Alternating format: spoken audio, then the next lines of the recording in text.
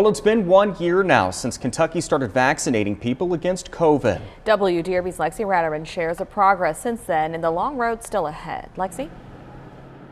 Chris, Valerie, it has been exactly 1 year today since the COVID-19 vaccine landed here in Kentucky, and the first dose went right there to UofL Hospital 365 days later, and some doctors say they're surprised to still see the case numbers that we're seeing. I really thought that when we started getting the vaccines out, that we would really see this kind of go to nothing, and that's not been the case. Now, almost 2 years into the pandemic, and Kentucky and Indiana are still seeing well over 1,000 cases a day per state. But doctors say without the vaccine, more cases would not have been the only problem. When you look at what we would have had to deal with without this vaccine, the healthcare system would have collapsed. And we were on the verge of collapse at times, I think, in parts of this country. But the vaccine has really made a difference in making sure people aren't dying from this. Doctors say the vaccine was developed and deployed quickly, UPS taking a big role in that.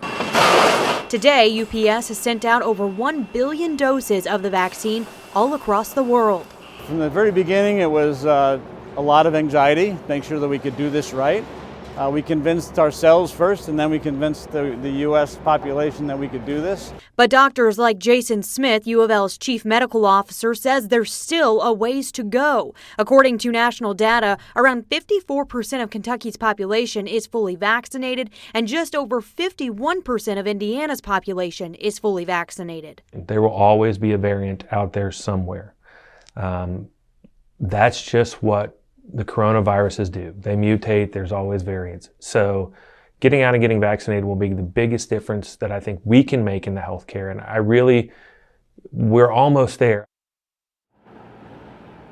And doctors are, of course, still urging people to get that vaccination rate higher and to get vaccinated and get your booster if you're eligible right before the holidays, as that booster can kick in within hours or days. Reporting live, Lexi Ratterman, WDRB News. Lexi, thank you.